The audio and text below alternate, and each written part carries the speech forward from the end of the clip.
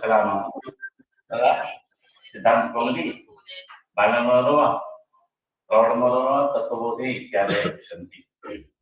पृथक् रूपेण ग्रन्थस्य कल्पना वर्तते अस्माकं जगति संस्कृतजगति। पृथक् रूपेण यदि अस्ति तर्हि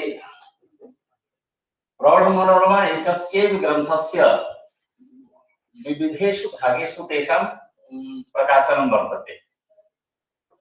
तथैव काशिकायाः यदि पश्यामः काशिकाग्रन्थः तत् पृथक् पृथक् भागेषु तेषाम् अस्ति। कुत्रचित् एकस्मिन् ग्रन्थे काशिकापि भवतु तत्त्वबोधिनीपि बालमनोरमापि भवतु एवम् अस्ति वा? नास्ति कुत्रापि न भवितुमर्हति। यतोहि आकारदृष्ट्या तथैव अस्ति।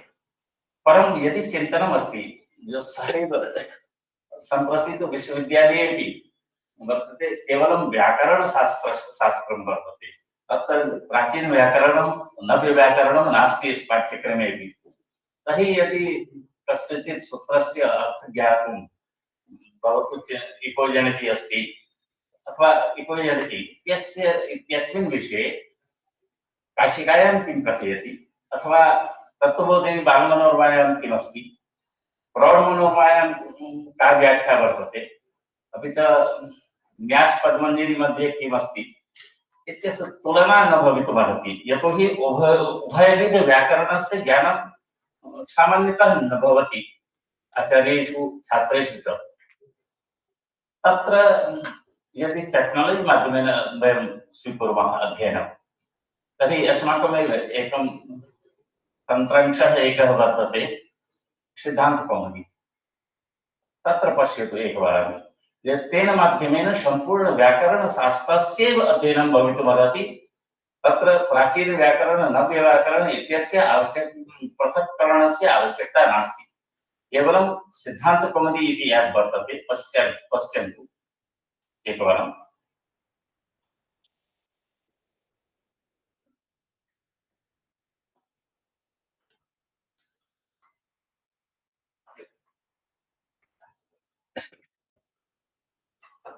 सिद्धान्तकौमुदी अत्र मूलमात्रमस्ति, किमपि तथा नास्ति। केवलं मूलमात्रं यदि प्रवेशं कुर्मः यथा सिद्धान्तकौमुद्यां प्रकरणविभागः वर्तते तथैव अस्ति। अच्सन्धिप्रकरणम् इको जनति सूत्रमस्ति। वैशिष्ट्यम् इदमस्ति पुस्तके कक्षायां यदि पठामः कक्षायां यदि सूत्रपर्यन्तम् अनचि च अथवा स्थानिकादेशोऽनलविधौ इति सूत्रपर्यन्तम् अध्ययनं जातं तर्हि तत्रैव बुक्मार्क् प्रयच्छतु। अन्यस्मिन् दिने ततः एव उन्मुक्तः भविष्यति इति तु अस्ति एव। एवं किमपि न करणीयम्। इको जनति यथा सूत्रमस्ति सूत्रसङ्ख्या 6177 क्लिक् कुर्मः। पश्यतु कौमुदी क्रमसङ्ख्या 47 अस्ति। सूत्रक्रमसङ्ख्या एवम् अस्ति। सूत्रम् अस्ति, पदच्छेदः अस्ति, व्याख्यानं यदि क्लिक् कुर्मः तर्हि पश्यतु अर्थः अस्ति, उदाहरणमस्ति, काशिकावृत्ति मध्ये किमस्ति तत्र व्याख्यानं, न्यासमध्ये किमस्ति, लघुसिद्धान्तकौमुदी मध्ये किमस्ति, सिद्धान्तकौमुदी में किमस्ति, बालमनोरमायां किमस्ति, तत्त्वबोधिनी व्याख्यायां किमस्ति, प्रौढमनोरमायां किमस्ति, भाष्ये किमस्ति, सर्वम् अत्र एकत्रैव उपस्थितः भवति। तर्हि किं व्याकरणशास्त्रस्य अध्ययनार्थम् अध्यापनार्थं वा पुस्तकस्य आवश्यकता अस्ति वा? केवलम् ऐप् यदि स्वीकुर्मः इतोपि अधिकं पश्यतु। एकवारं पश्यामः। यदि पश्यतु इको न्यास मध्ये किमस्ति अन्तिमे वाक्ये भूरो रण्डो अनन्तस्याप्यैकैकस्य प्राचाम् इति सूत्रस्य उद्धरणं दत्तमस्ति। उद्धरणं यदि दत्तमस्ति अस्य सूत्रस्य स्मरणं यदि न आयाति स्मरणे तर्हि अत्रैव सूत्रसङ्ख्या अस्ति, क्लिक् कुर्मः। तत् सूत्रम् आगतं। गुरोरनोर्तोऽन्यस्य अस्य का व्याख्या वर्तते एतत् स्मरन्तु। पुनः तत्र गमिष्यामः। एवं कृत्वा तत्र यानि उद्धरणानि सन्ति तेषामपि व्यवस्थापनम् एकस्मिन्नेव ऐप् मध्ये वर्तते। अर्थात् यदि सिद्धान्तकौमुदी इति ऐप् अस्माकं मोबाइल यन्त्रे अस्ति तर्हि पुस्तकस्य कस्यचिदपि ग्रन्थस्य व्याकरणशास्त्रीयग्रन्थानां तत्र कक्षायाम् आवश्यकता न भवति। केवलम् अस्य तन्त्रांशमाध्यमेन संपूर्ण व्याकरणशास्त्रस्य अध्ययनम् अध्यापनं भवितुमर्हति। यदि आचार्याः सक्षमाः सन्ति, छात्राः अपि योग्याः सन्ति तर्हि। यदि तेषां कृते हिंदी सब आवश्यकी वर्तते, हिंदी भाषा, तर्हि तु अन्यत् कथा, तत्र तु आचार्यमुखेन नैव भवितुमर्हति। अथवा क्षेत्रीयभाषामाध्यमेन यदा अध्यापनं भवति तर्हि तत्तु आचार्याणां माध्यमेन भवितुमर्हति एवम् अध्यापनम्। एवं प्रकारेण न केवलम् अस्यैव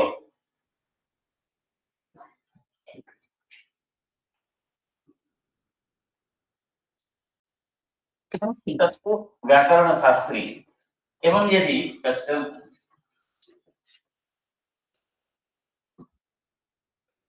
सामान्य संस्कृते संस्कृत अध्यापने यदा शब्दरूपाणां धातुरूपाणाम् आवश्यकता भवति, धातुरूपज्ञानार्थं तत्र शब्दरूपमाला ऐप् अस्ति।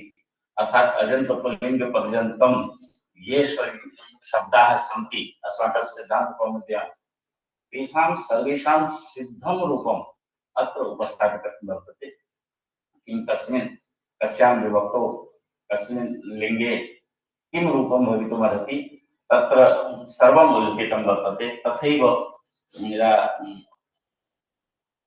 धातुरूपमाला अस्ति, धातुरूपमालायां सर्वेषु लकारेषु आत्मनेपद भवतु, उभयपद भवतु, रश्मैपद भवतु, सर्वेषां रूपाणां तत्र सिद्धरूपाणां तत् उपस्थापनं कृतं वर्तते। तर्हि एक टेक्नोलॉजी माध्यमेन संस्कृत ज्ञानं यदि भविष्यति, टेक्नोलॉजी ज्ञानम् उद्देश्यं नास्ति शास्त्रशिक्षणार्थम्, उद्देश्यं तु शास्त्रशिक्षणमेव अस्ति, परं सहायकरूपेण यदि टेक्नोलॉजी यदि स्वीकुर्मः तर्हि तस्य ज्ञानं परिपूर्णं ज्ञानं भवितुमर्हति। एवमेव पश्यामः यतोहि यथा ज्योतिषशास्त्रमस्ति, ज्योतिषशास्त्रे अवघाचक्रम् इति पुस्तकं वर्तते, प्रारम्भिकम् अथवा शीघ्रबोधः, कुत्रचित् शिशुबोधः इति पुस्तकं वर्तते। तत्र किं कक्षायां किं भवति, केवलं श्लोकानां कण्ठस्थीकरणं भवति, पुनः तेषाम् अर्थं विज्ञापयति अध्यापकः। तेन किं सुदृढं ज्ञानं भवति, यतोहि अस्माकं इन्पुट् किमस्ति, अस्माकं मानवशरीरे श्रवणं दर्शनम् उभयविध अस्माकं मनसि विषयाणाम् अवगाहनं भवति। केवलं श्रवणेन तथा पूर्णं ज्ञानं न भवितुमर्हति। यदा दर्शनं श्रवणम् उभयविध इन्पुट् भवति तर्हि तस्य ज्ञानस्य दृढीकरणम् अस्माकं मनसि भवति। एतत् कृत्वा यदि ये विषयाः ज्योतिषशास्त्रे उद्धरिताः सन्ति, प्रारम्भिके बाल्यावस्थायां यः पाठयति पठति यः छात्रः, तेषां कृते यदि तथा व्यवस्था भवेत् तर्हि तेषां ज्ञानं सुदृढं भवति इति अस्माकं चिन्तनं भवति। परं कक्षायां तथा नास्ति, यतोहि अध्यापकानां पार्श्वे समयः न भवति। ते श्लोकं रटयित्वा घोषयित्वा आगच्छन्ति, अर्थं विज्ञापयति कक्षायां, पुनः छात्राः गच्छन्ति। यदा ते कर्मस्थले गच्छन्ति छात्राः, यदा प्रयोगाभ्यासे, तदा तेषां मनसि चिन्तनं भवति एतत् किम् अस्ति, अश्वः इत्यस्य का संख्या, अश्व नाम क्या संख्या क्या है अश्व, क्योंकि ज्योतिष में प्रायः संख्यावाची शब्द को शब्द में कहा गया है, वो उसको स्मरण नहीं आता है। तर्हि किं करणीयम्, अथवा ग्रहाण उच्च नीच भावः यद् भवति ज्योतिषशास्त्रे तेषां ज्ञानम् अथवा अन्येषां विषयाणां ज्ञानं, भावफल कथनम् अथवा दशा फल कथनम् इत्यादिकं यद् भवति। सम्प्रति तु मोबाइल ऐप भवति, मोबाइल ऐप मध्ये डेट ऑफ बर्थ पृच्छतु सर्वं निष्कास्य ददाति, परं तद् ज्ञानं तु मोबाइल ऐप माध्यमेन यत् फलादेशः भवति तत्तु सर्वेषां कृते एकमेव यथा न्यूज पेपर मध्ये राशिफलम् आगच्छति, इस वर्णों का जो नाम है उसका ये राशि है और उसके सब के लिए वही फल है, ठीक है। उस सब से कुछ नहीं होता है ज्योतिष शास्त्र विषय को। उसके बाद आप देखिए ज्योतिष शास्त्र में पढ़ता हूँ, जब आप कोई बीमार होते हैं, आप डॉक्टर के पास जाते हैं, डॉक्टर क्या करता है, मेडिसिन लिखता है ना, टेस्ट लिखता है पहले। ज्योतिष के पास, किसी ज्योतिषी के पास जाइए, ग्रह दशा दिखाने के लिए हमारा समय खराब है, वो टेस्ट लिखता है ना और दवाई मेडिसिन बताता है, उपचार ही बताता है, ये जप कर लो, कोई कहेगा रुद्राभिषेक कर लो, कोई कहेगा चंडी कर लो, चंडी पाठ करा लो। उसमें भी है, जम्मू वाले जो रहेंगे कहेंगे चंडी पाठ करा लो, ठीक है, और महाराष्ट्र वाले होंगे वो कहेंगे रुद्राभिषेक करा लो। क्यों? क्योंकि जहां जिसकी धारणा, जिस ज्योतिषी की का इष्ट देव जो होता है उसी का कहता है महामृत्युंजय करा लो। अब महामृत्युंजय उस, कभी वो देखे हैं वो ग्रह की दशा अगर वो है, उस ग्रह दशा में जो हमारे ग्रंथकार ऋषि हुए हैं, वो जो इतने तपस्या करके उसको साक्षात्कार किया है, उन्होंने क्या उपचार लिखा है, इस पर कोई ज्योतिषी देखता है क्या? क्योंकि शास्त्र आता नहीं है, उसको पढ़ता नहीं है, और शास्त्र देख के फलादेश नहीं करते हैं। अगर वही कोई ज्योतिषी कहे कि ठीक है आपकी जन्मपत्री हमने देख लिया, आप पढ़ रही, अगर स्मरण नहीं है तो, और फिर आप ग्रंथों में देखिए उस ग्रह का, उस दशा का उपचार क्या है, और उसके अनुसार अगर उपचार करें तो फलादेश कभी असत्य नहीं होगा। आप जो उपचार बताएंगे, शास्त्रों में जो उपचार लिखा है वो उपचार करवाइए, तो उसका उपचार सुनिश्चित होगा और वो होगा।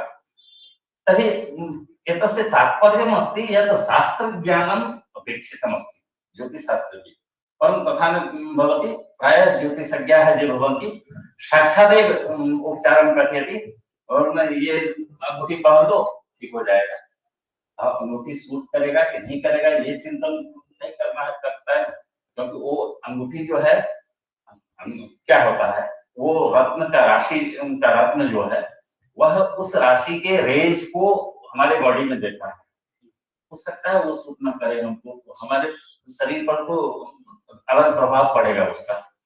तो इस सब से इसका तात्पर्य यह है कि वो शास्त्र का ज्ञान उसको नहीं होता है, शास्त्र का ज्ञान नहीं होता है, तो यही होता है। तो इसलिए ज्योतिष को भी हमारा मानना है कि ज्योतिष को भी आरंभ से ही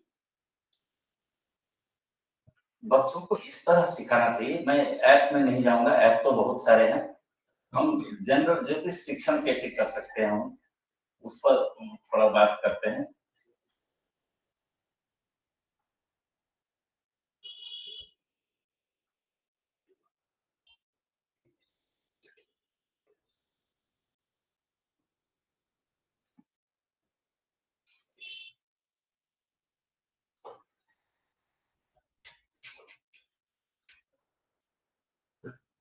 और इस तरह ज्योतिष शिक्षण के लिए अगर हम थोड़ा सा परिश्रम, ये क्या होता है,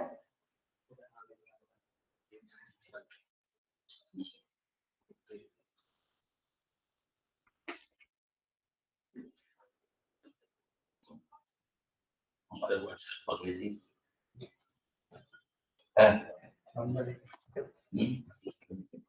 डायरेक्ट लगा दीजिए, ये चलेगा वह।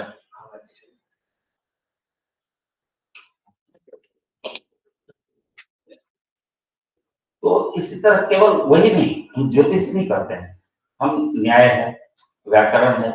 व्याकरण को हमने तो एक ऐप दिखाया, वो ऐप तो खाली पुस्तक से मुक्ति की एक बात है। उसके बाद उसको क्यों ना, देखिए कंप्यूटर वाले बहुत सारे क्लास लिए होंगे, हमारे सर भी है, सॉफ्टवेयर के बहुत सारे लोग हैं, आईटी से भी आएंगे। इतने सॉफ्टवेयर में आप तो घुस नहीं सकते हैं, न बना सकते हैं, न उसमें प्रवेश कर सकते हैं। इतना जो हमारे संस्कृत के अध्यापक हैं एकदम सरल उपाय के लिए सोचते हैं। सरल उपाय है कुछ सब कुछ सर्वान क्या करते हैं, वो कृष्ण ने क्या कहा था गीता में, मामेकम शरणम व्रज। तो वही मामेकम शरणम नहीं, पीपीटी एकम शरणम व्रज, पीपीटी के माध्यम से जाइए। तो पीपीटी में अगर जाएंगे हर कुछ आप कर सकते हैं केवल पावर पॉइंट से। किसी भी शास्त्र को पढ़ा सकते हैं, थोड़ा सा परिश्रम करना होता है किसी भी पाठ को बनाने में। सामान्य रूप से पीपीटी क्या है, आजकल पहले लोग गुरुजी जब क्लास में जाते थे तो वो उस पर नोटपैड पर कुछ कुछ लिख के पॉइंट सब लिख के ले जाते थे, क्लास में भाषण दे देते थे। अब उसके बदले वो पावर पॉइंट में ले जाते हैं। होता कुछ नहीं है, जो वर्ड में टाइप करते हैं उसी को पावर पॉइंट में पेस्ट किए, क्लास में गए वो देख के व्याख्यान करते हैं। क्योंकि याद उतने पॉइंट याद नहीं रहते हैं तो पीपीटी में रहता है तो उसको देख के याद बता देते हैं, सब कुछ बताते हैं। तो सहयोग किसका हुआ, छात्र का ना अध्यापक का। अध्यापकों के सहयोग के लिए पीपीटी आजकल बनता है। छात्र के लिए कब बनेगा, जब वो लर्निंग रिसोर्स के रूप में हम बनाएंगे तो। Learning resource, teaching learning resource के रूप में जब हम पीपीटी बनाएंगे तो वो छात्रोपयोगी होगा, छात्रों के लिए होगा। परम संप्रति किं भवति, संप्रति तो अध्यापकानां सहायतार्थमेव अस्य उपयोगः भवति, भवति न वा? तर्हि इदं टीचिंग अस्ति अथवा चीटिंग है, क्या है? क्योंकि टीचर अपने सुविधा के लिए इसका उपयोग करते हैं।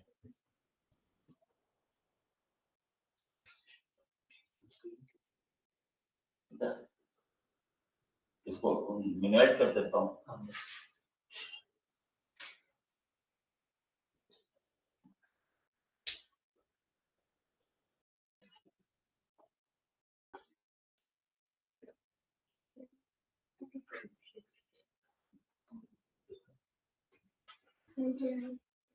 तो मान लीजिए उसमें जब हम जाते हैं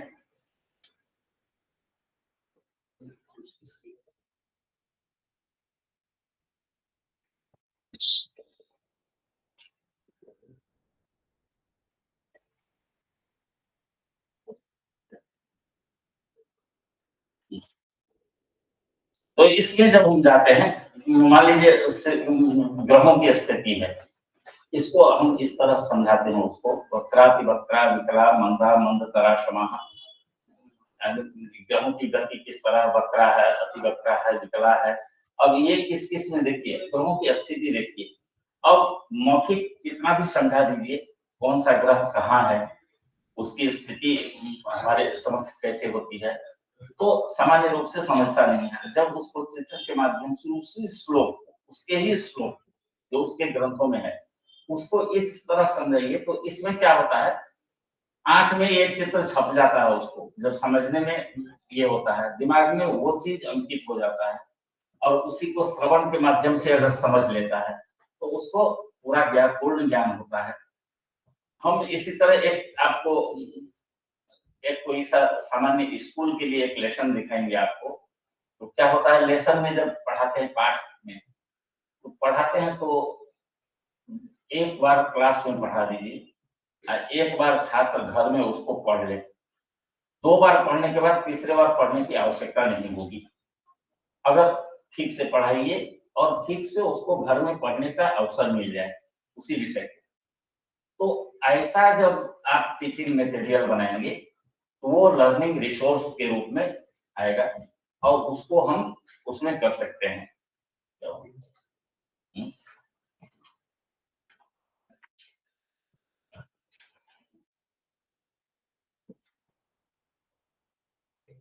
सेकेंड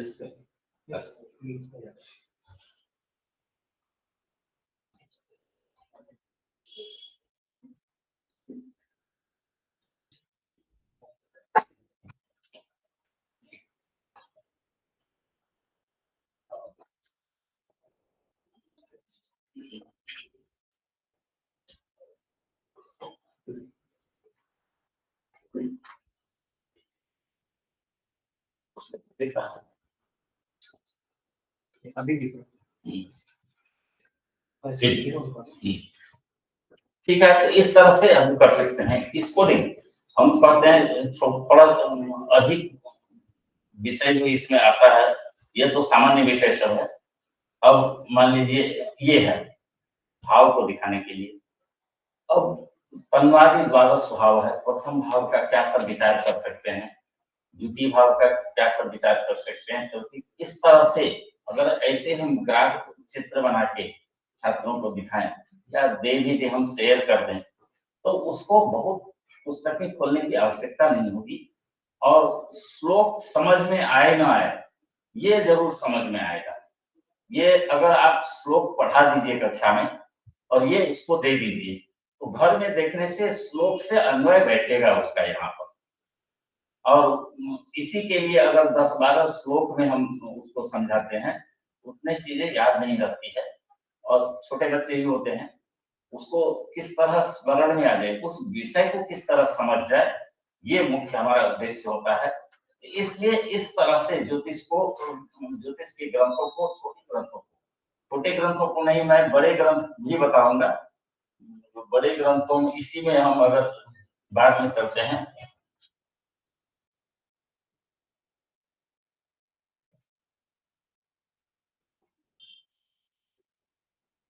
ये देखिए इसको हम कहते हैं, ये जो मान लीजिए ये नाम रखते हैं ना, नामकरण होता है ना। तो अब अश्विनी, भरणी, कृतिका, तो अश्विनी का 4 चरण लेते हैं, भरणी का 4 चरण, कृतिका का 1 चरण, दोनों मिला के मेष राशि होता है। इसको अगर हम इस तरह बना के समझाएं, वो उस चीज को समझ सकता है। तो ज्योतिष में अगर इस तरह से अन्य विषय को भी हम अगर रखते हैं इस तरह से, इसी में देखिए चंद्र राशि ज्ञान जो है, राशि क्रम जो है, अब श्लोक समझेगी। श्लोक को हम किस तरह इम्प्लीमेंट किए हैं उसको समझेगी। तो वो अगर मौखिक समझाते हैं या चॉक बोर्ड उससे समझाते हैं, तो उससे ज्ञान इतना नहीं होता है। जबकि अब इसमें देखिए लाभ टीचरों को भी लाभ है। टीचरों को लाभ है कि बनाने में श्रम तो पड़ता है, लेकिन एक बार अगर बना लिए, अवकरणा का पूरे बना लिए, तो जब तक पढ़ेंगे वो शास्त्र तो नहीं बदलेगा। ठीक है, तो जब तक आप वो चीज पढ़ाएंगे वही चीज काम देगा। जब हम आधुनिक विषय भी पढ़ाते हैं, तो आधुनिक विषय जब पढ़ाते हैं तब भी हमको ये प्रकरण, मान लीजिए अगर हम सिलेबस तो 2 महीने में, 4 महीने में चेंज नहीं होगा ना, 2-4-5 साल में चेंज होता है। तो एक बार अगर हम परिश्रम करिए, एक सेशन में 10 ही पीपीटी बनाए, 15 ही पीपीटी बनाए, वो 15 हमको कम से कम 2 साल तक, 3 साल तक तो चलेगा। अगर कुछ अगले साल कुछ परिवर्तन होता है या आपके मन में भी, जब हम क्लास में पढ़ाते हैं, अपने जब पढ़ते हैं तो हमारी धारणा अलग होती है। जब हम क्लास में पढ़ाते हैं तो लगता है कि यहाँ हमारी कमी रह गई है, फिर उसको संशोधन करते हैं। तो आप थोड़ा बहुत संशोधन है कर लीजिए, अगले साल फिर से पढ़ाइए उसी से। नेक्स्ट ईयर भी अगर कुछ, क्योंकि इंफॉर्मेशन टेक्नोलॉजी का मतलब है नए नए इंफॉर्मेशन उसमें डालना, तो जो कुछ सूचनाएं होती हैं और उसको आप संशोधित कर दीजिए ना। इस तरह से हम इस सब का कर सकते हैं। अब इसी सिद्ध योग सब का जो है, सारे योग हैं, इस सब का अलग अलग उसमें ग्रंथों में है।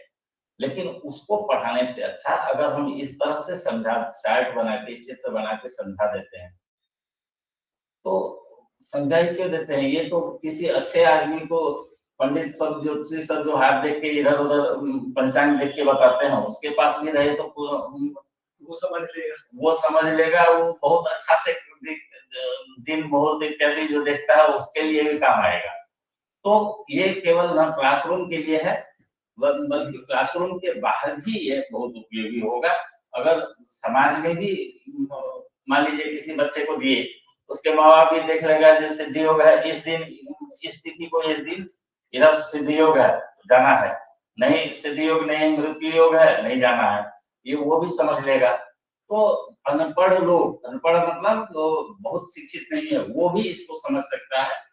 और वह भी हमारे शास्त्रों का प्रचार प्रसार कर सकता है, समाज तक हमारा शास्त्र पहुंचेगा। तो इस तरह से करना आवश्यक है। इसी तरह देखिए, इसमें संपूर्ण जितने भी हैं भद्रा विचार, भद्रा पर बहुत सारे झंझट चलता रहता है सब दिन। तो भद्रा कब कहाँ रहेगा, पंचक कब रहता है, पंचक में क्या त्याज्य है, जैसे पंचके त्याज्य गृहच्छादनम दक्षिण यात्रा प्रेम का स्थावी संग्रह, ये सब नहीं होना है। तो ये तो सब कुछ अगर चार्ट के रूप में प्रस्तुत है, बना दीजिए, छात्रों को दे दीजिए, उसके श्लोक को समझा दीजिए, श्लोक को उसमें घटित कर दीजिए, तो उसका ज्ञान जो होगा दृढ़ ज्ञान होगा, शास्त्र का प्रचार सब जगह हो सकता है।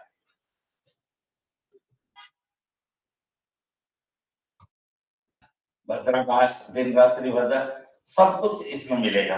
अग्निवास है, कालवास है, ग्रह अग्निवास देखिए, भद्रा ज्ञान हुआ, भद्रावास, कालवास, ग्रह नाम,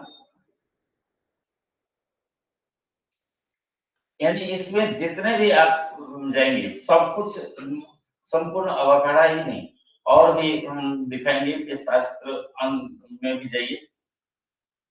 सामान्य रूप से गांव घर में कहते हैं कि पिता पुत्र को एक साथ यात्रा नहीं करना चाहिए, 3 ब्राह्मणों को एक साथ, उसका श्लोक प्रमाण है, और श्लोक है तो किसके देखिए एक साथ यात्रा न करें, कौन सा, 3 ब्राह्मण, पिता पुत्र, 2 भाई, सौदर भाई, 9 स्त्रियां, साथ नहीं जाना चाहिए। तो ये सब जो है कुछ कुछ तो हमारे व्यवहार में ऑटोमेटिक है, उस व्यवहार को शास्त्र ज्ञान प्रदान करने, शास्त्र का सम्मत बनाने के लिए हम इस सब का प्रयोग करते हैं। ये सब हमारे तरफ से नहीं है, मतलब हम जो मतलब शास्त्र का ही कहना है, और इसको हम अगर क्लास में पढ़ाते हैं तो ज्योतिष का ज्ञान इस तरह से बहुत सारे हैं।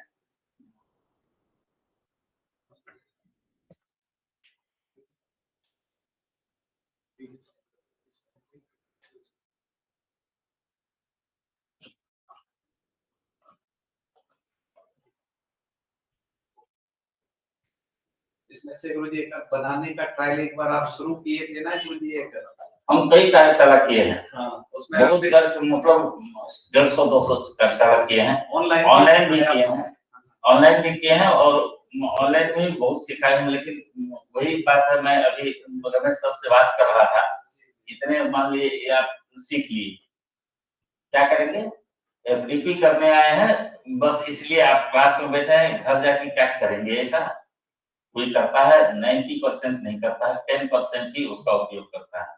तो ये विश्वविद्यालय जो इतना पैसा खर्चा करता है, जो करता है, उद्देश्य क्या है, इसको तो ध्यान रखिए। और ये विश्वविद्यालय को क्या मिल जाएगा, अब हम इतने काम किए, हम कम से कम 50 एप्लीकेशन बनाए हैं, एंड्रॉइड एप्लीकेशन, शब्द कल्पद्रुम हो, वाचस्पत्यम हो, सिद्धांत कौमुदी हो, अष्टाध्यायी हो, जो भी है, हम किसी से पैसा लिए हैं? कोई गवर्नमेंट, कोई एनजीओ, कोई किसी से कोई एक पैसा नहीं लिया। एक एक एप्लीकेशन लाखों में बना है, फ्री में स्थापित किया, हम फ्री में स्थापित किए हैं। हमको क्या मिलता है? उसका चार्ज ही देना पड़ता है, और ऊपर से हमको पैसा देना पड़ता है उसमें, तो हमको क्या मिला? कुछ नहीं। ये है कि संस्कृत के लिए करना चाहिए, अपने वो क्या करते हैं, शौक है, करते हैं। हम हमारे चार्ट इत्यादि बनाए हुए देश भर में लगभग आधे से अधिक स्कूलों में तो होगा ही, जो हमारे चार्ट, जहां भी ट्रेनिंग होता है, एनसीईआरटी का हो चाहे एससीईआरटी का हो, जहां भी हमारा ही चार्ट दिखा के ट्रेनिंग कराता है। तो उससे हमको क्या मिला? कुछ नहीं, आत्मसंतुष्टि तो मिलती है, पुण्य मिलेगा। आप पुण्य क्या, पुण्य पाप कोई देखता नहीं है, लेकिन लोग आत्मसंतुष्टि मिलती है, जो हम जो कर रहे हैं उसका उपयोग होता है, समाज में होता है। तो आप जो करेंगे, आप जो सीख रहे हैं, उसका अगर 10% भी उपयोग करेंगे अपने शिक्षण में, तो आपको ये तो लगा कि हम जो 10 दिन 8 दिन रहे वहां जाके, एक ही चीज सीखा तो उसका उपयोग किया। बहुत न सीखिए, जितना आता है उतना ही सीखिए, लेकिन उसका उपयोग अगर करते हैं तो लगता है कि हमने कुछ किया। तो इस तरह से ये नहीं कि जो हमको कोई संस्था, चाहे यूनिवर्सिटी हो, चाहे जो कोई हो, कुछ देता करता नहीं है। जो करना होता है अपने आप करना होता है।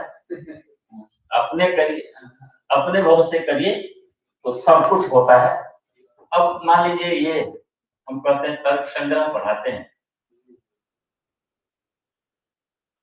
एक बार तो पूरे तर्क संग्रह का बनाया, जिसको पढ़ना है पढ़ ले, क्लास में दिखा के पढ़ाइए। और पढ़ाइए तो मैं नहीं समझता कि इसमें पढ़ा दीजिएगा तो किसी को ये होगा कि नहीं समझ पा रहा हूं, ऐसा नहीं हो सकता है।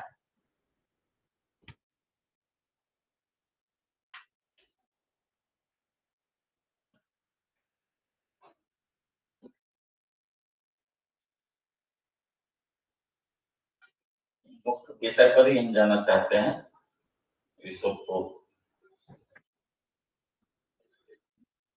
देखिए, और शब्द पदार्थ है जो एकदम क्रम से, हमारा एक एप्लीकेशन शास्त्र शिक्षण करके है। कोरोना में लोगों ने बहुत सारे ऑनलाइन व्याख्यान कराया।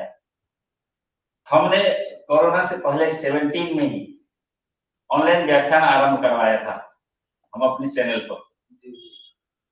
उसमें चाहे ध्वन्यालोक हो या साहित्य दर्पण हो या अभिज्ञान शाकुंतलम हो या बहुत सारे जो बड़े बड़े मुख्य ग्रंथ है, लक्षण ग्रंथ है, उसका अध्यापन क्रमशः करवाया है अच्छे विद्वान से। जो अच्छे विद्वान मतलब आप उस विषय पाठ को सुन लीजिए और अगर उसमें समझ ना आए इसकी गारंटी है। तो ऐसे विद्वानों से अर्थ संग्रह हो चाहे जो भी ग्रंथ है, लगभग 50-60 ग्रंथों का क्रमशः अध्यापन कराया। और वो YouTube पर भी है और उसका ऐप अलग से बना दिया शास्त्र शिक्षण करके। YouTube पर संस्कृतम भारतम चैनल है, उस पर है, आप देखिएगा। और उसमें कोई आवश्यक नहीं है किसी गुरु का, क्योंकि डायरेक्ट गुरु ने ही पढ़ाया है। इस तरह पढ़ाया है जो आप सुन के ही समझ सकते हैं। प्ले स्टोर में है, प्ले स्टोर में यूट्यूब पर भारत संस्कृतम भारतम चैनल है। प्रणमामि गुरुदेव, देवकर्णः वदामि। मम एकं निवेदनं वर्तते। वाचस्पत्यमेव शब्दकल्पद्रुम इति एप्लिकेशन् द्वयं भवता विनिर्मितं, तस्य उपयोगम् अहं मम विद्यावारिधि यदा कार्यमासीत् तत्र अहं कृतवान् व्युत्पत्तिनिमित्तम्। एवं पंडिताः ये सन्ति, ये पाण्डित्यकं कुर्वन्ति, तेभ्यः अपि तस्य लिङ्क् दत्तवान्। इदानीं ते उपकृताः सन्ति, तस्य बहु उपयोगः। द्वितीया एका जिज्ञासा वर्तते, यदि वयम् अप्लिकेशन् एतादृशं निर्माणं कर्तुम् इच्छामः शिक्षाशास्त्रे, तर्हि कियत् धनम् आवश्यकं, किम् आवश्यकं, तद् धिया भवन्तः वदन्ति चेत् अस्माकं कृते उपकारः भविष्यति। अत्र कथं वदिष्यामि, निर्माणं तु अहं न करिष्यामि। निर्माणार्थं तु अस्माकम् एजेन्सी अस्ति। नाम तस्य क्रमः क्या? आदौ अस्माभिः किं कर्तव्यम्, एजेन्सी किं कार्यं करिष्यति, तादृशम् अस्माभिः किं कर्तव्यम्? तथा करणीयं, पृथग्रूपेण वार्तां करोतु। अहं विज्ञापनं कथयिष्यामि यत् किम् अस्माकं कृते किं कर्तव्यमस्ति। साफ्ट्वेयर टेक्नोलॉजी इंजीनियर भवति, सः किं करिष्यति इति कथयामि। निश्चयेन, प्रणामः। तर्हि एवं केवलम् अस्य पश्यतु, नवद्रव्याणि तर्कसङ्ग्रह मध्ये अस्ति। अतः 14 गुणाः।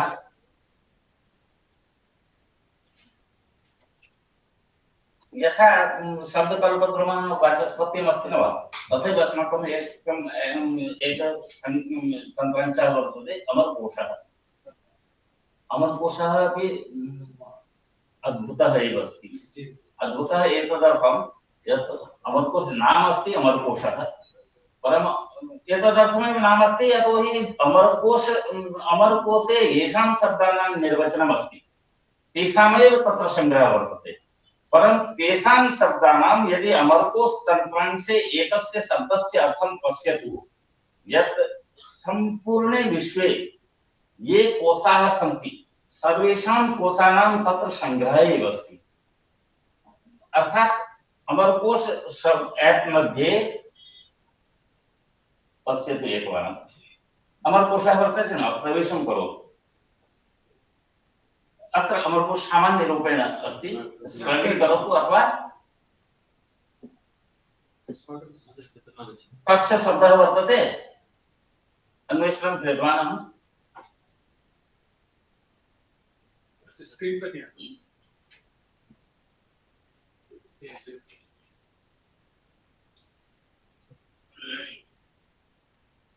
यस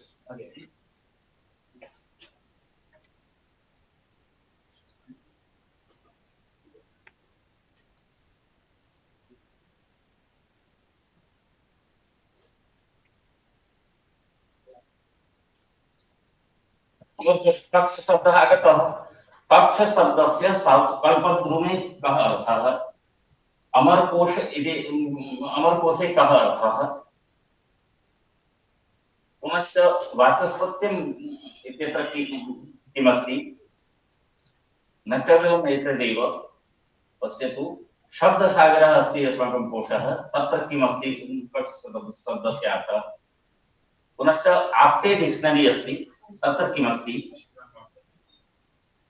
पुनः मरियन विलियम्स डिक्शनरी वर्तते तत्र किम् अस्ति पुराण एनसाइक्लोपीडिया मध्ये कक्ष शब्दस्य कः अर्थः वैदिक इंडेक्स मध्ये कक्ष शब्दस्य कः अर्थः वैदिक रिचुअल हिंदी अस्ति तत्र कः अर्थः कक्ष अर्थात सर्वेषां कोशानाम् अत्र संग्रहः भवति। अर्थात एकवारं अमरकोश इति तन्त्रांशे यदि दृष्टवान् तर्हि कस्यापि शब्दकोशस्य आवश्यकता न भवति। एतदेव वैशिष्ट्यम् अर्थात महाकोशः वर्तते अमरकोशः। अमरकोशः नाम एतदर्थम् एव अस्ति यतोहि अमरकोशे येषां शब्दानां निर्वचनं तेषामेव अत्र संग्रहः वर्तते एतदर्थम्।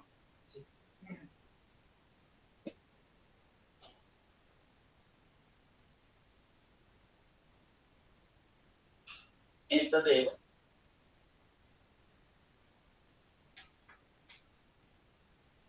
तर्कसंग्रहः पश्यतु सर्वम् उत्क्षेपणं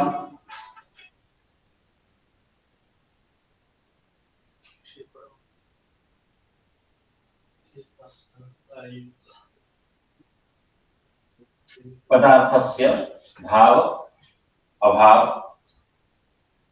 द्रव्य गुण कर्म सामान्य विशेष समवाय अभावस्य अस्ति अत्यंताभावः न्यून्याभावः संसर्गाभावः प्रध्वंसाभावः प्राग्भावः।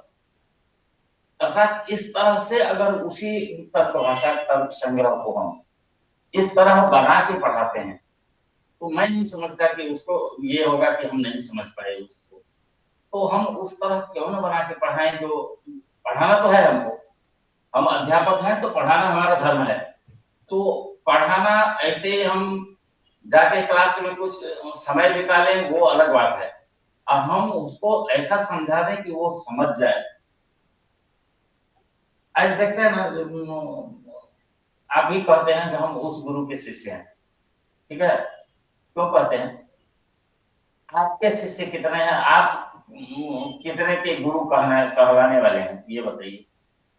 हमारे मुख्य संस्थान में ही विश्वविद्यालय में ही कौन गुरु है जिसका नाम है कि मैं उस गुरु का शिष्य हूं ना कहने वाले कौन है? कितने छात्र नहीं है।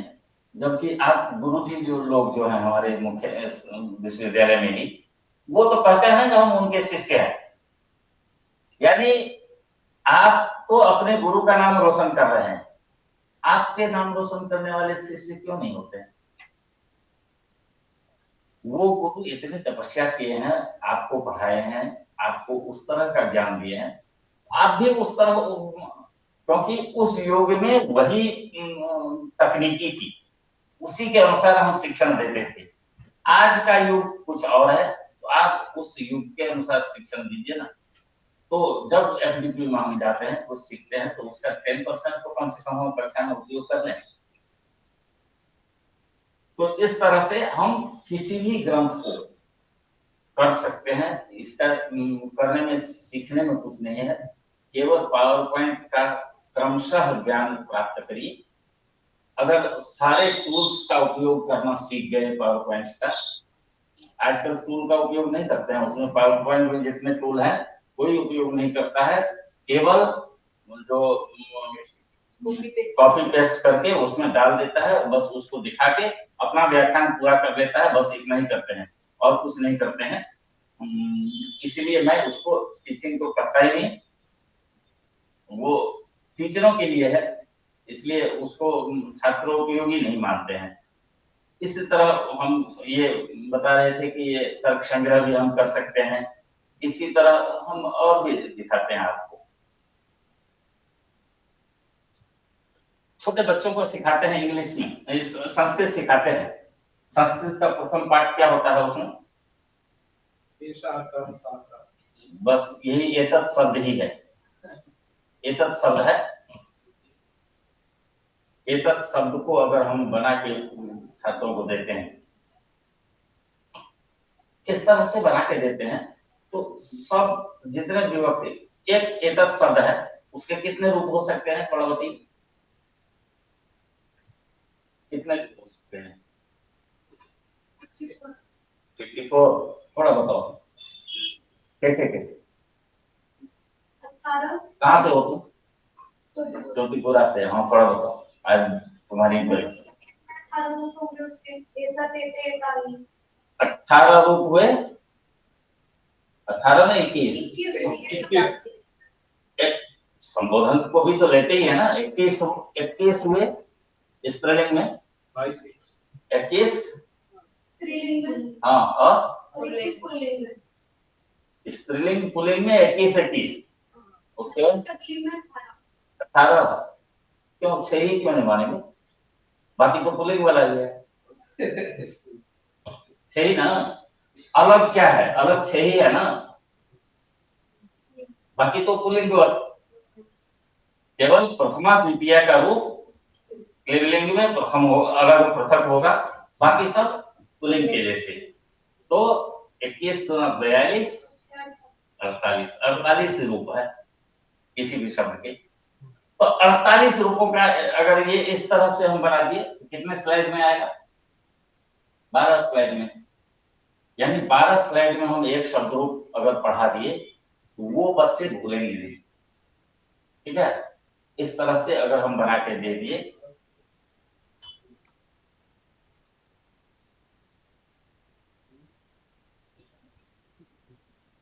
चित्र भी है, चित्र उपयुक्त का भी इसमें देखिए, का भी लता भी पुष्पानि चिनोती बालिका, बालिका एक वचन का प्रयोग किया। तो इससे कितने, एक तो एतत् शब्द का ज्ञान होता है उसको, किम शब्द का ज्ञान होता है, साथ में लता शब्द का भी ज्ञान होता है। 3 शब्दों के विभक्तियों का ज्ञान हुआ, अर्थ ज्ञान होता है उसको। तो इस तरह से एतावी का उसको पूर्ण ज्ञान हो जाता है, संपूर्ण विभक्तियों सभी विभक्तियों में उसको ज्ञान हो जाता है। तो ऐसा हम क्यों नहीं बनाते हैं? ऐसा बनाने में टाइम लगता है, लेकिन एक बार बनाने में एतत् शब्द को पढ़ाना ही है, तो वैसा क्यों ना बना के हम पढ़ रहे हैं? इसी तरह हम अलग सब कुछ में जा सकते हैं। देखो हम वर्णमाला क्या करते हैं, कितने वर्ण हैं हमारे? त्रिषष्ठी चतुष्षष्ठी, ये ना पढ़ने के मत में वर्ण विभाग इस तरह से है। ठीक है,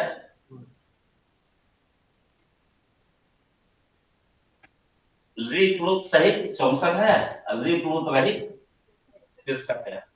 अब देखिए स्थान ये है, ये दिखा दिए हैं उसको,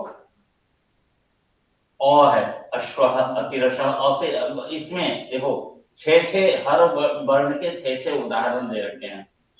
ठीक है, अगर इस तरह से हम वर्णमाला सिखाते हैं उसको, तो केवल वर्णमाला का ज्ञान नहीं हो रहा है, चित्र ज्ञान भी हो रहा है, शब्द ज्ञान भी हो रहा है, शब्दार्थ ज्ञान भी हो रहा है। तो एक कार्य से अगर कई तात्पर्य सिद्धि होता है तो वैसा करने में हमको दिया जाता है। हमारा उद्देश्य तो है कि उसको पूर्ण ज्ञान देना।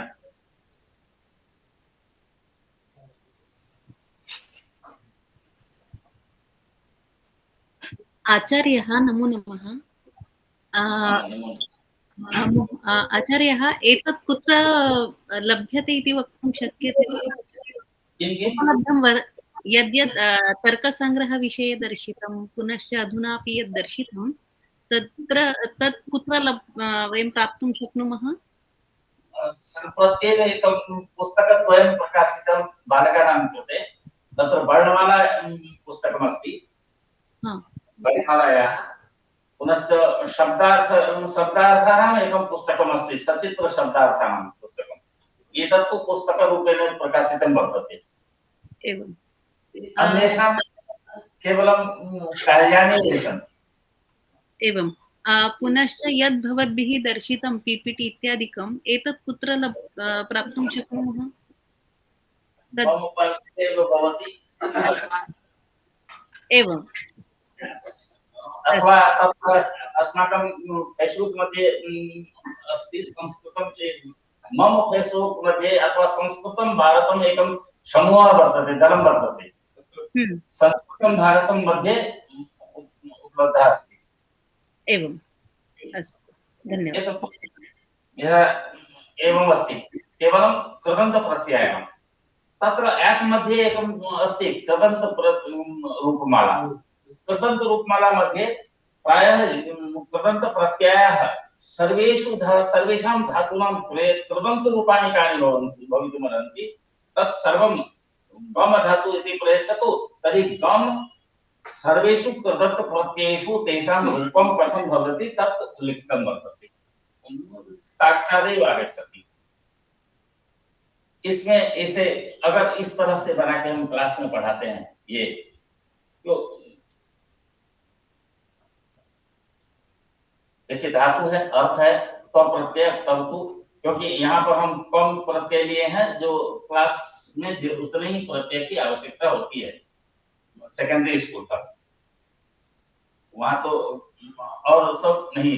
तो पत धातु है, गतो अर्थ है, पतति, पतितवान, पतित्वा इत्यादि। तो इसमें करने से सारे इस तरह से अगर हम बनाते हैं, इसी तरह से केवल यही नहीं हम करते हैं कि कोई इस व्याकरण का सामान्य व्याकरण जो सेकेंडरी लेवल तक है, ऐसा कोई प्रकरण नहीं है जिसका बनाया हुआ नहीं है, और वो चार्ट के रूप में सभी स्कूल में चल रहा है।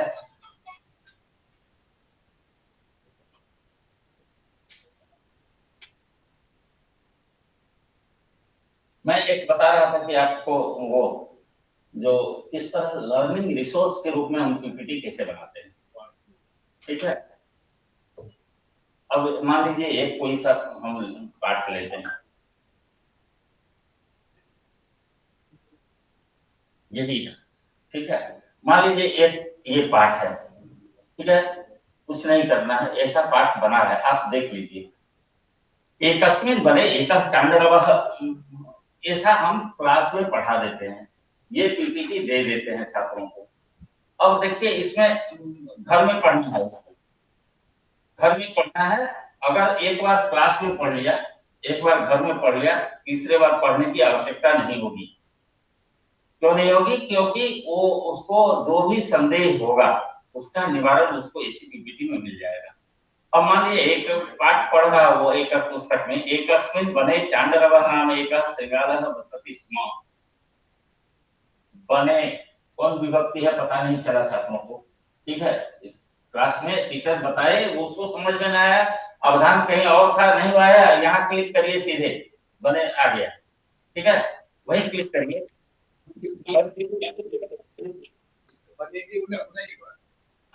कुछ नहीं, फिर से आप वही पाठ्यांश पर चले जाइए, एक क्लिक में पाठ्यांश पर जाइए, दूसरे जहां जाना है। अब चांडरवः नहीं जानते हैं आप, चांडरवः का अर्थ छात्र नहीं समझ पाए, चांडरवः को क्लिक करिए, आ गया चांडरवः, ठीक है। जिस शब्द का अर्थ नहीं जानते हैं, समझ में नहीं था, उसी शब्द को क्लिक करिए, वो पेज खुलेगा, उसमें उसको समझा देगा, फिर आप पाठ्यांश को क्लिक करिए, पाठ्यांश पर आ जाएंगे। तो इस तरह अगर लर्निंग रिसोर्स हम बना के देंगे तो छात्र अब इसी में अब वो जो प्रश्न है, प्रश्न श्रृंखला में जाते हैं, हम क्लिक करते हैं, जितने भी प्रश्न है इस तरह के प्रश्न हो सकते हैं, इसके ये उत्तर हो सकते हैं, छात्रों को समझ में आ गया, फिर पाठ्यांश पर आ जाता है वो।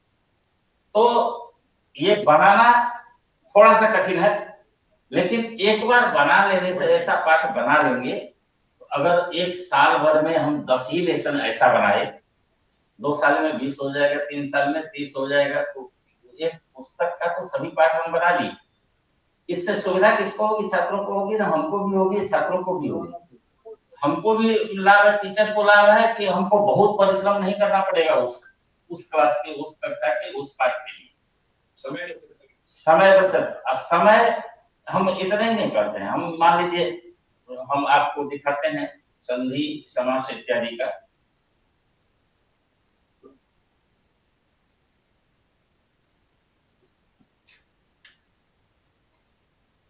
मान लीजिए ये विभक्ति का, ठीक है, हम उस स्लाइड में विभक्ति का चार्ट बना दिए, ठीक है, नहीं दिख रहा है?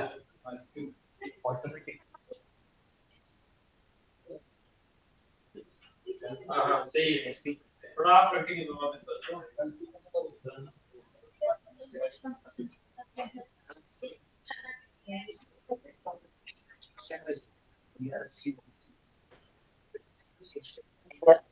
अब इसको तो हम दिखाएंगे, हम बता रहे थे कि हम अब संस्कृत पढ़ते हैं स्कूलों में, ठीक है। अभी नहीं दिख रहा है, पहले दिख रहा था। ऑनलाइन वालों को नहीं दिख रहा है अभी।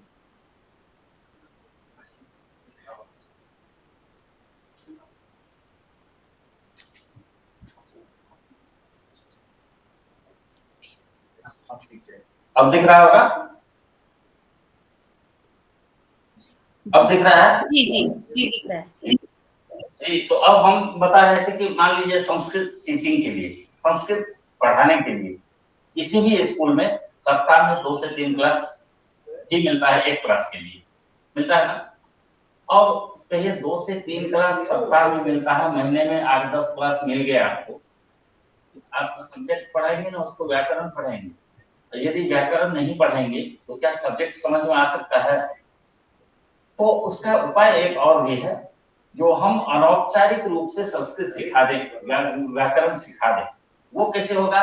मान लीजिए हम ये संधि का या समास का या विभक्ति का या शब्दरूप धातुरूप का चार्ट बनाते हैं और क्लासरूम में एक बार फ्लैक्स पर प्रिंट करिए, 10 दिन के लिए एक क्लासरूम में लगा दीजिए, कुछ नहीं, छात्र देख देख के ही उस विषय को याद हो जाएगा उसको।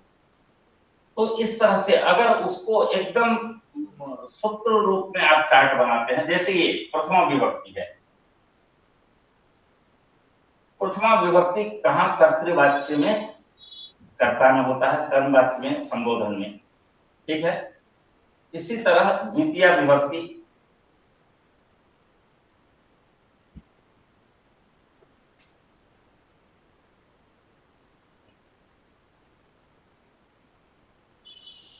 सारे विभक्तियों का 8-10 स्लाइड में ये बन जाएगा, उतना भी नहीं। हम तो ऐसे भी किए हैं कि बहुत सारे विभक्तियों को जोड़ के 3-4 स्लाइड में, एक जगह 3-4 चार्ट में डाल दिया है, जो 3 या 4 चार्ट अगर लटका दीजिए क्लास में तो उसको ऐसे ही सीख लेगा। इसी तरह समास के लिए बहुत सारे हैं, जो समास को भी इसी तरह सीखा जा सकता है।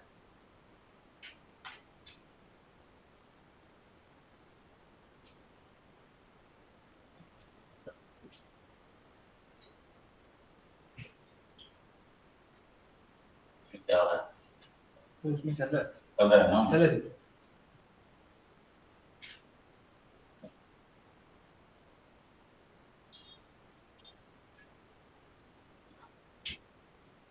अगर समास को भी हम इस तरह पढ़ाते हैं, ये बना के कुछ करके समरी उपस्थापित कर देना है और क्लास में समझा देना है। एक बार समझाइए, छात्रों के समक्ष रहेगा, देख देख के समझ लेगा।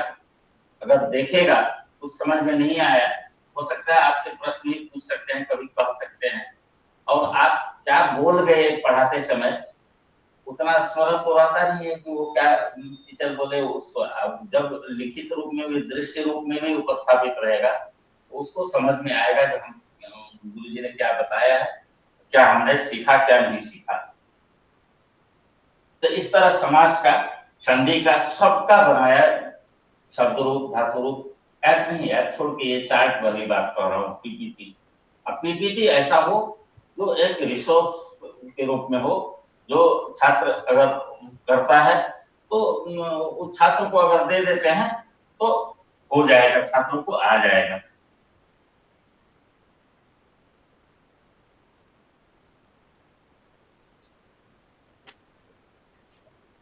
इसको देख लिया आप, जो ये होता है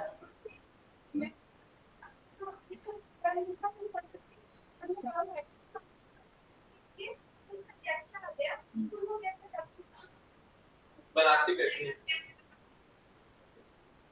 सिखाऊं।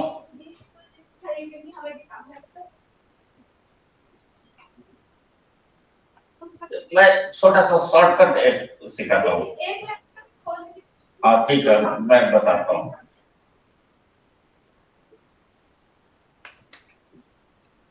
कुछ नहीं, एक नया ले लेते हैं, ठीक है।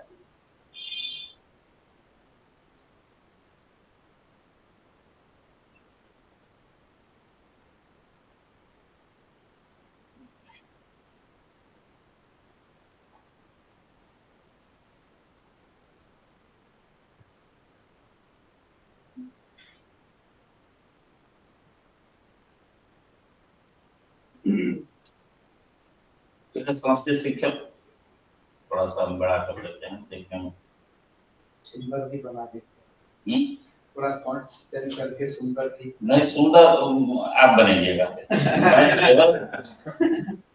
मैं एक उदाहरण बनाता हूँ। आप ये है, ठीक है। इसमें हम फर्स्ट स्लाइड में ही हम 3-4 वो ऐड करते हैं। डिजाइन है, नहीं डिजाइन है, इंसर्ट, ठीक है। इंसर्ट में ये जो शेप्स है ना, शेप्स में लास्ट में जाइए, ये है एक बटन है, ये अभी हम इसको लिंक नहीं देते हैं, केवल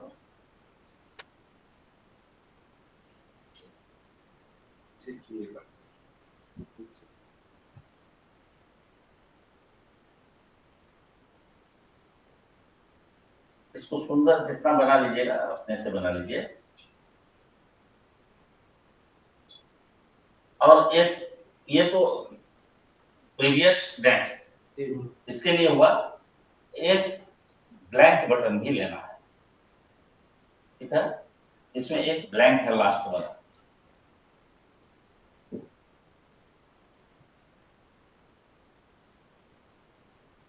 इस पर हम लिख देते हैं,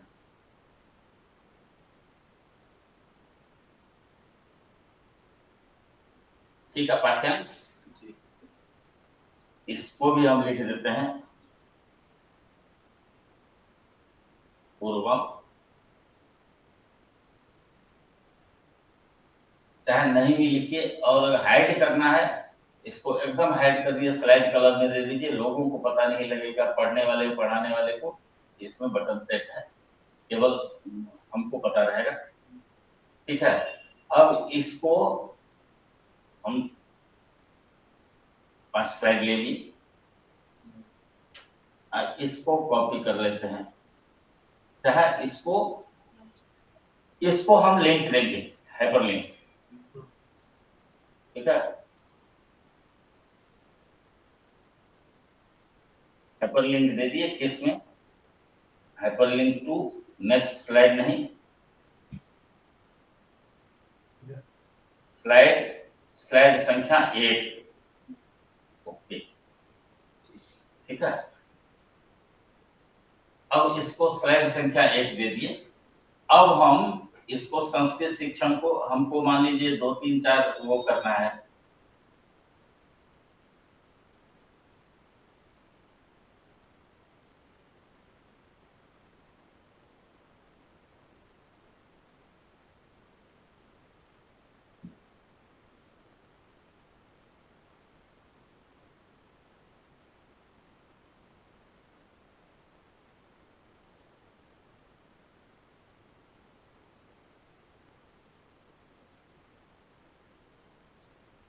इसको हम अलग अलग जैसे बने हुआ, बसती हुआ, ये सब के लिए हम 1 2 3 कर देते हैं। संस्कृत 1 2 3 जो भी है 3 4, ठीक है।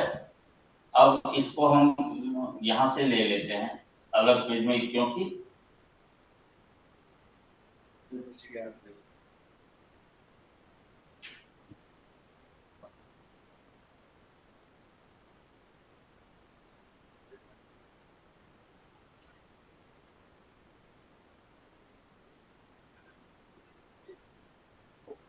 हो गया टाइम। हाँ ठीक है, थोड़ा सा ये सीखा लेता हूँ।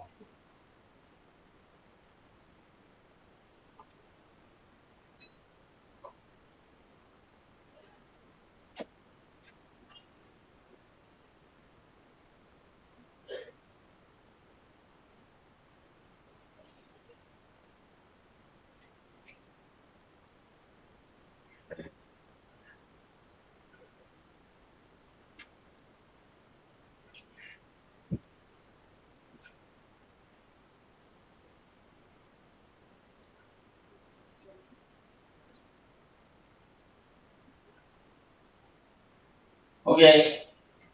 अब इसमें हम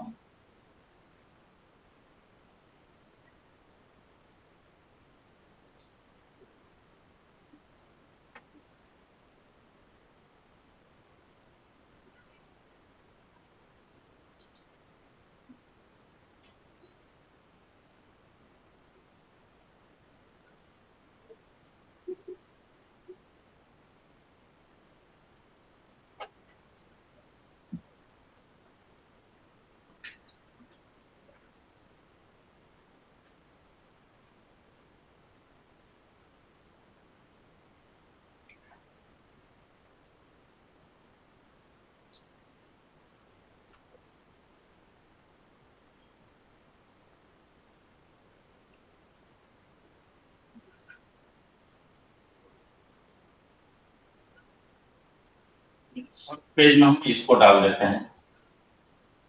वहां से चूंकि वो ऑलरेडी हाइपरलिंक से जुड़ा हुआ है, इसलिए हम वो डालेंगे तो जहां भी डालेंगे उसमें हाइपरलिंक सही से आएगा।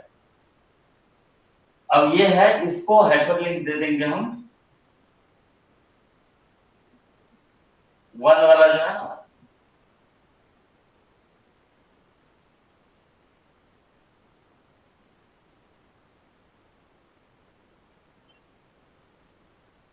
दो नंबर पेज में, ठीक है।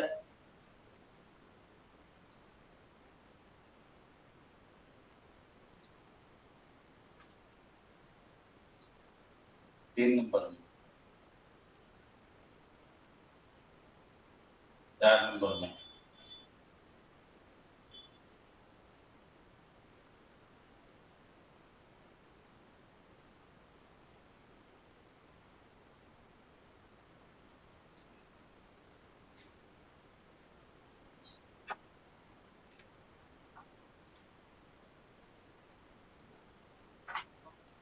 ठीक है।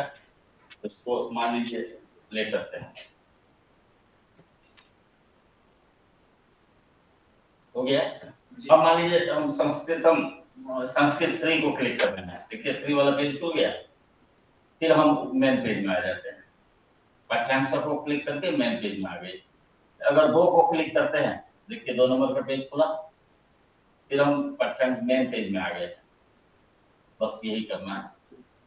ये पूर्व और पर का क्या काम है, ये सुन लीजिए। कभी कभी एक ही मैटर अगर छांदरवा को समझाने के लिए एक पेज में नहीं हमारा समझ में आता, नेक्स्ट पेज में भी डालते हैं। पेज नंबर 3 में भी है, पेज नंबर 4 में भी है।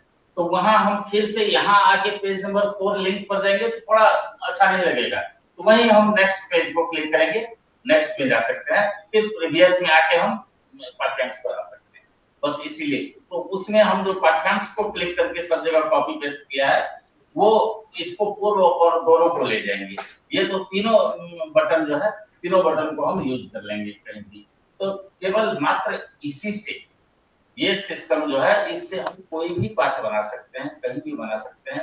आप इतना ही नहीं, सेमिनार पेपर बनाते हैं, सेमिनार में आजकल तो ले जाते हैं तो पूरे वर्ड फाइल को ही पेस्ट कर लेते हैं, उसको ले जाते हैं। क्यों ले जाते हैं? आप सेमिनार के विषय सूची बनाइए पेपर का, उपोद्घात है, उसका प्रस्तुतिकरण है, उपसंहार है, ये सब सारे बना लीजिए, सारे को इसमें डालिए फर्स्ट पेज में।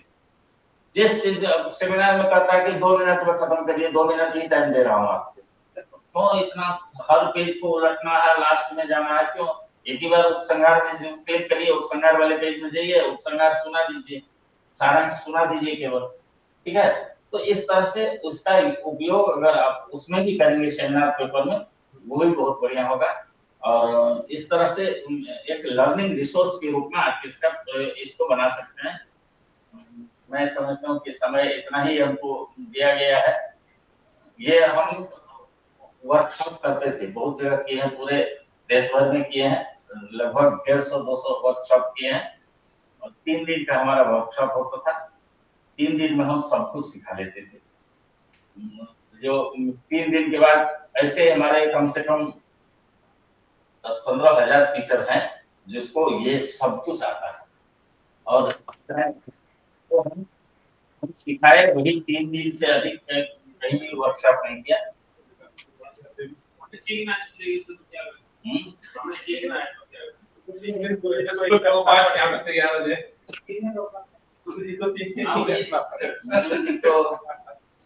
जी को क्या करेंगे, ऐसा न प्रसादी है हमारे विश्वविद्यालय, हमको भी टाइम नहीं मिलता है। यहाँ एक दिन के लिए ऐसे ही आ गया हूँ, समझिए शनिवार था इसलिए।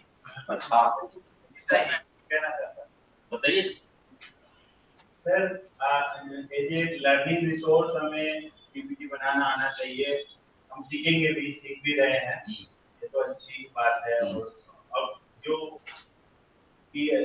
वर्कशॉप से सिखाएंगे भी, ये भी बात है। तो जो बन गए हैं उनके लिए शेयरिंग प्लेटफॉर्म कोई होता है, जैसे स्लाइड से .com है, तो वो क्या करते हैं कि या तो आप पीपीटी के बदले पीपीटी दे दो उनको, तो आप वहां से डाउनलोड कर सकते हैं। अरे कुछ भी मत करिए, और या बच्चों को तो भी हम लिखे से पे करके खरीद सकते हैं। हाँ, ऐसा भी नहीं करिए। तो ऐसा नहीं, कुछ केवल अपना चैनल बनाइए, चैनल पर डालिए। अगर चैनल बहुत शेयरिंग हो गया तो उससे ही पैसा आएगा आपको भी। अपना YouTube चैनल बनाइए, उस पर डालिए, उस पर शेयरिंग भी होगा, सब्सक्राइबर भी होगा, उसमें पैसा भी मिल सकता है अगर सब्सक्राइब अच्छा हुआ तो सब कुछ संभव है। तो एक तो वो है। दूसरा, हम विश्वविद्यालय में कर रहे हैं, एक तो मोक्ष का लेसन बनाइए, मोक्ष का लेसन बनाइए। विश्वविद्यालय हमारा, उसके लिए सभी जितने हमारे टीचर हैं, चाहे गेस्ट, कॉन्ट्रैक्ट, पार्ट टाइम या रेगुलर टीचर हैं, सबको सारी सुविधाएं हम देने को तैयार हैं। पैसा हम देंगे, स्टूडियो हम देंगे, आप बना के रिकॉर्डिंग करिए, मोक्ष का प्रोजेक्ट दीजिए, हम उसको सैंक्शन करेंगे। मोक्ष भी हमारे ही पास है, तो हम उसके लिए सब कुछ धन भी देंगे, प्लेटफॉर्म में देंगे। अगर मान लीजिए प्लेटफॉर्म स्वयं पर नहीं अपलोड होता है तो हम अपना पोर्टल देंगे, हम अपना मतलब विश्वविद्यालय पोर्टल पर अपलोड करेंगे।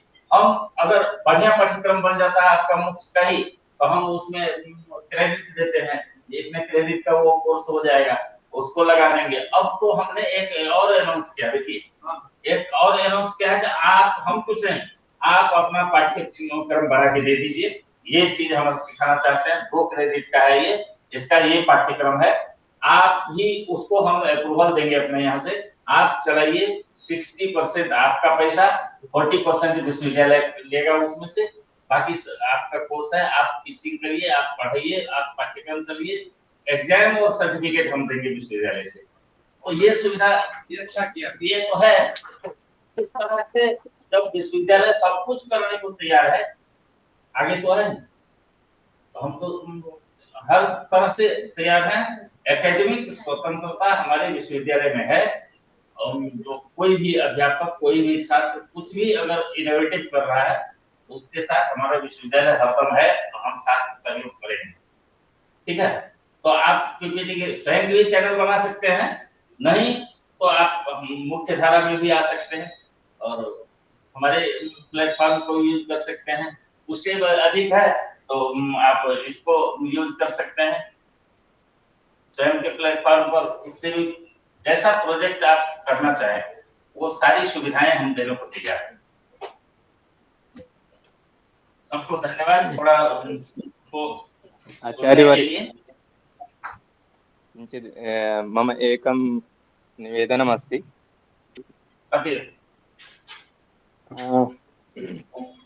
वस्तुतः यथा भवन्तः उक्तवन्तः यद् पृथक् पृथक् सर्वे पाठ्यसामग्रीणां निर्माणं कुर्युः, एवं बहु उत्तममस्ति।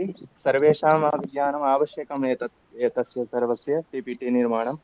परञ्च यदि सर्वेषां कृते किञ्चित् काठिन्यं भवति, का सामग्री कुत्र स्थापनीया, कथं स्थापनीया, मनोवैज्ञानिकं तद् भवतु इति किञ्चित् तत्र अवधानम् आवश्यकं भवति।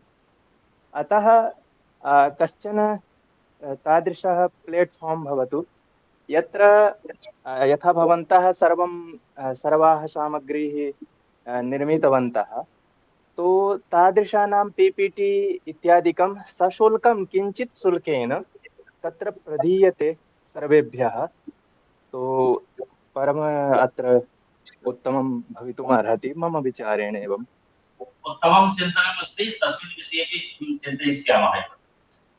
यही मैं कहना चाह रहा था कि स्लाइड शेयर में जो सुविधा है, जैसे एक ही विषय पर सब लोग अलग अलग पीपीटी बनाते हैं, वैसे ना हो। जैसे तर्कसंग्रह का बना हुआ है तो उसको हम वहां से डाउनलोड कर लें, पेड वो वर्जन हो चाहे फ्री वर्जन हो, और हम अपना अगर वहां उसके बदले दूसरा पीपीटी कोई दे दे, नवीन नया लैंग्वेज तो वो अपलोड कर दें। एक तरीका ये हो सकता है। ऐसा प्लेटफॉर्म सोचते हैं विश्वविद्यालय का भी बने। जी सर, हाँ ऐसे स्लाइड आप एक वहां से किसी पद्धति का अनुसरण करते हैं, मैं शुल्क भी है वहां शुल्क देकर, आचार्य लेकिन वहां जो सामग्री द्वितीयम् एकम् इतोपि अस्ति मम मनसि आगतम्, अतएव वदामि। वस्तुतः यथा एकः कश्चन व्यक्तिः सम्यक् निर्माय प्रदत्तवान् एका सामग्री, तो सर्वेषां कृते कदाचित् उपयुक्तं भवतु वा न वा इति।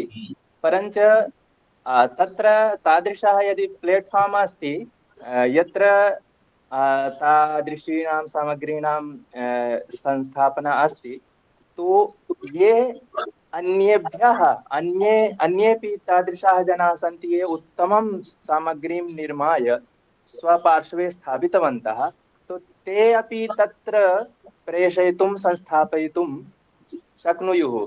तो सा एव सामग्री विविध प्रकारेण तत्र एकस्मिन् स्थले एव सर्वेभ्यः प्राप्या भवतु।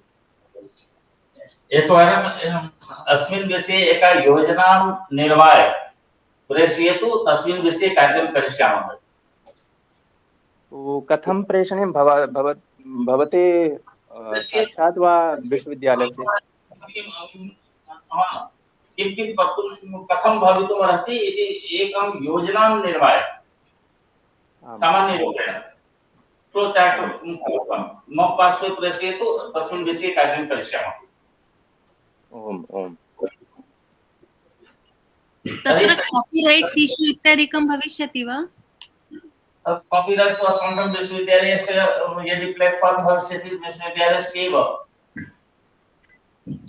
हा, तर्हि यैः निर्मीयते तैः विश्वविद्यालयः शुल्कं प्रदाय यदि स्वीकरिष्यति चेत् कॉपीराइट विश्वविद्यालयस्य भविष्यति, अथवा ये फ्री भवति तत्तु प्रस्तोत्रीणामेव कॉपीराइट भवितुमर्हति। तर्हि विश्वविद्यालयतः तादृशप्रकल्पः भवति प्रकल्पार्थं वयम् आवेदनं कर्तुं शक्नुमः वा अस्ति वा तादृशं? प्रकल्पः भवतु यस्मिन् विषये भवन्तः कर्तुम् इच्छन्ति तस्मिन् विषये एव करोतु, स्वविषये एव। यदि वयं दास्यामः तो पृथक् भविष्यति। एतत् स्वयं विचिन्त्य अस्मिन् विषये अस्य आवश्यकता वर्तते, तस्मिन् विषये एकं निर्माणं कृत्वा प्रयच्छतु। पुनः मूल्याङ्कनमपि भविष्यति अस्माकं विश्वविद्यालये।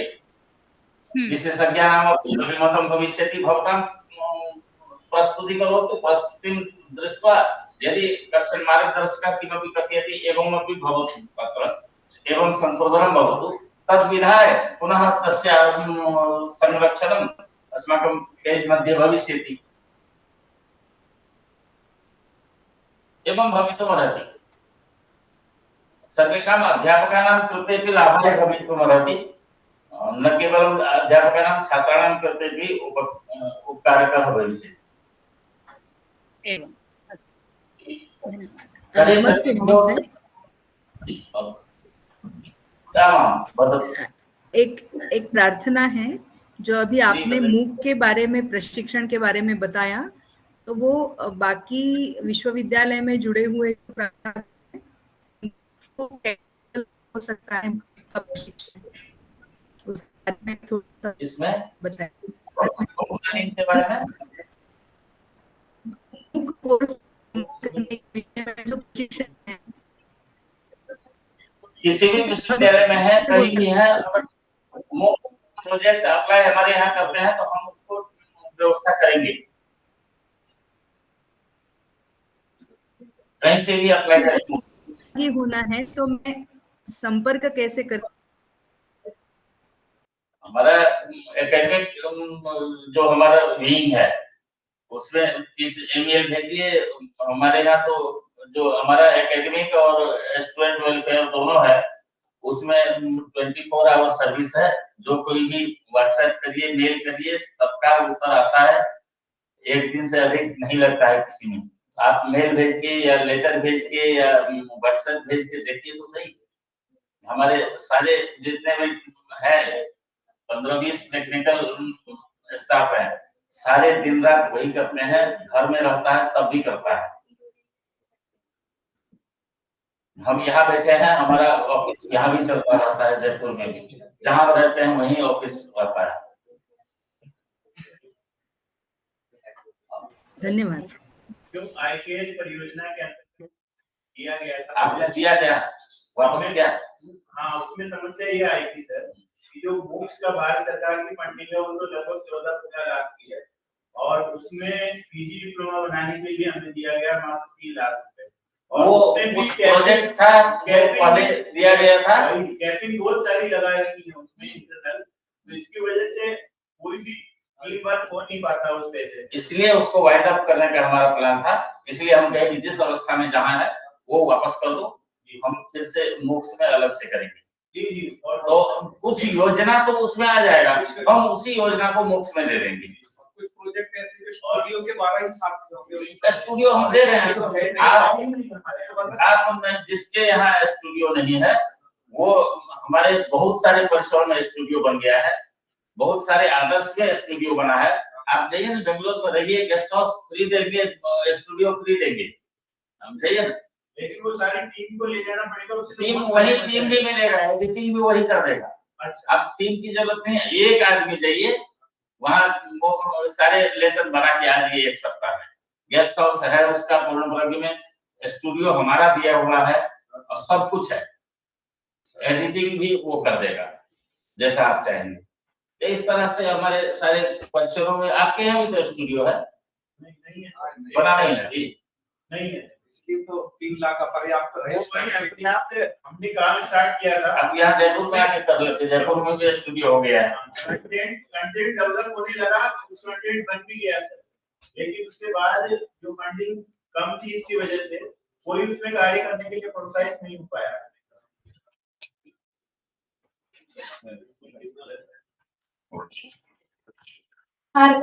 धन्यवादाः आचार्येभ्यः अनुगृहीता स्मः। सम्प्रति भोजनस्य व्यवस्था सिद्धा अस्ति। तत्र गच्छामः। एकहोरानन्तरं पुनः कक्षा प्रारप्स्यते। पुनः अत्रैव मिलामः। धन्यवादाः भद्रादेवी।